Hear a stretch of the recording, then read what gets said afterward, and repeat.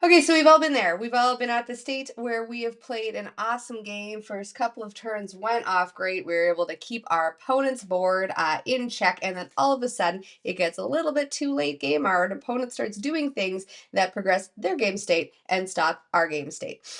So threat assessment is something that is really important to be able to do in TCGs, and especially with tempo or control decks. And I'm talking about a tempo deck today, which is Steel Song. And so this is going to be specifically troubleshooting against those problematic decks, especially the ones that go late game for Steel Song.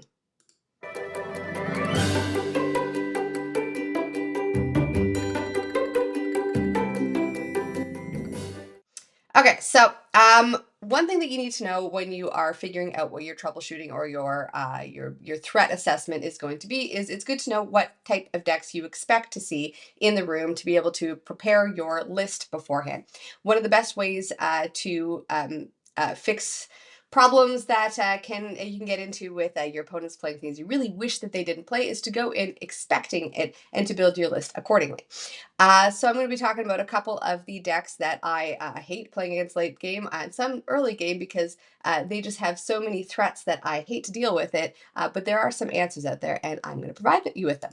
So first off, let's go through my quick deck list here. So this is what I'm working with right now for Steel Song.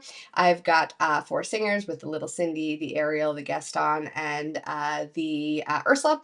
And then I've got the songs to go along with it now. A big thing in dealing with threats is to know how to answer those threats. So certain songs like Then Along Came Zeus can get rid of anything with the willpower 5 or greater, which is a lot of the big threats, especially in blue-red. And other cards like Pete stop your opponent from being able to do certain actions, which is really good mid to late game against, again, certain decks. So let's get into it first with talking about my least favorite deck to play against, which is the Sisu deck. So it is a blue-red deck, even though I've only got red threads up here. So first off, the big one that people hate to see come out, especially when they have a nice, healthy board full of characters, is Be Prepared. Be Prepared wipes your field, and at least when playing against this deck and also the bounce deck, um, they are able to unload with much bigger characters afterwards and do spot removal for you. So once they Be Prepared, you replay one thing, chances are it is going to be removed next turn by your opponent. So something to bear in mind with Be Prepared is you want to try to unload 2 threats for things to get around things like Tremaine and Medusa. The big annoying threats in this deck are Maui Shark, Big Sisu, and Maleficent. So with a decent amount of the singers, that you like to play, or the early or quick lore questers are power 2 or greater. And since this deck does play an ice block, it means that your characters with power 3 now are potentially opened up to being removed with Big Susu. Maui Shark has to be the most annoying card that I've played against. It returns actions which you don't want to see, that Be Prepared or that Brawl, or almost like any of the actions coming back. And he also gains lore off of it, and he can challenge his evasive. He's a very challenging thing to deal with. Maleficent Dragon is the last one that is an annoyance that I have here, although I will say that Medusas and Tremaines and anything that plays red is a problem because it does remove your cards potentially even before you get to use them, which as when it comes to the late game, you want to be able to be using your cards. So here are my answers to those. First off, I have Pete. Pete takes care of actions like Be Prepared, Brawl.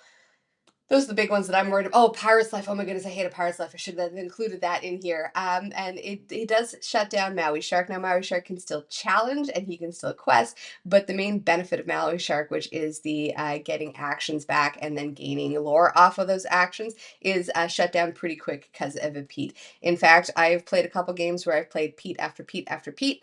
And playing those multiple Petes has been able to win me the game because I've shut down this deck just long enough for me to eke over that finishing line. The other one is And Then Along Came Zeus, and the reason that I've got this one on the board, Strength of Raging Fire can do this as well with enough characters out there, is it hits characters and it does 5 damage to them, which is going to be most of the things that you're going to care about. So Big Sisu, Maui Shark, Maleficent, all of those get taken care of nice and cleanly with And Then Along Came Zeus. Next one that I'm going to talk about is discard. I hate discard. Discard's awful. It just really makes you feel sad as soon as your opponent plays a Diablo. So Diablo I have as a threat here. Now this is a deck that is an early game threat as opposed to late game threats like the bounce and the CC ones. The reason for this is because they've got an evasive character in Diablo that gains them cards, which means that they are constantly adding to their card, to their hand, while stripping cards away from you. And Ursula Deceiver is awful when she comes out on turn 2 because you're holding those songs back. That is kind of what the deck is about. Steel Song is it's about songs, and so Ursula removing those songs really can slow you down. And then the last thing that I've got here is the Ursula Deceiver of all, and pretty much any removal song. The fact that she can sing twice and it just keeps your board empty. So, what answers do I have against this? Well, other than going home and crying and flipping the table, which I don't suggest, the answers that I have for this are again Pete and Strength of a Raging Fire, or really any removal based thing. So, early removal, like Strength of a Raging Fire, or Let the Storm Rage On, is good with Diablo because it can take him out. Now, I put Strength of a Raging Fire here. Because it's very possible that they put Diablo at a cove, which gives him a 3 willpower, which means that you need something that hits a little bit harder then Let the Storm Rage On, so Strength of Raging Fire is the obvious one here. That stops their card draw, which is really important to be able to stop them from being able to do much. Their top decks and your top decks are not necessarily the best, but if you can stop them from drawing cards with the Diablo, you're in a much better state.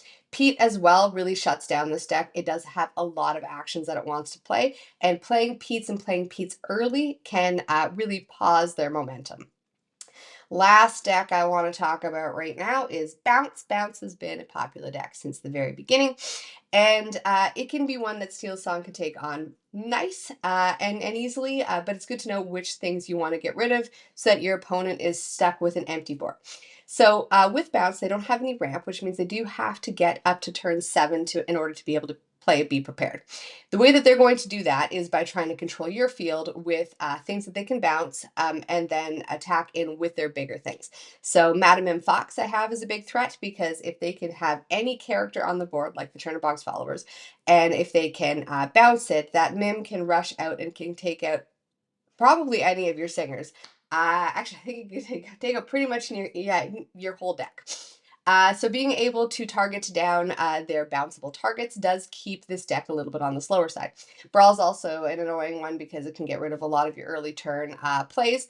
And so what I have for answers for that, again, are Pete, and in this case, Let the Storm Rage On. Let the Storm Rage On gets rid of Chernobog's followers. Now you might want a slightly bigger song like Strength of Raging Fire if they have put a snake out instead, but that will keep their field empty enough that you can progress your game.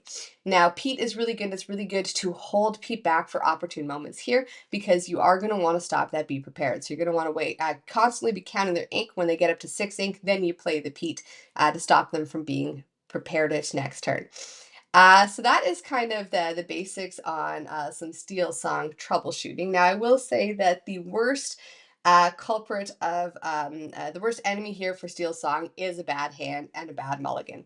It's really important to be able to sequence your first couple turns of play and to be able to get your turn 1 singer out, your turn 2 song, and turn 2 singer, or something a little bit beefier like a Shmi. Turn 3, it's really important to get out that Ariel Gaston so that turn 4 you can whole new world, get rid of your opponent's hand, whatever they're saving, and to be able to reset yourself.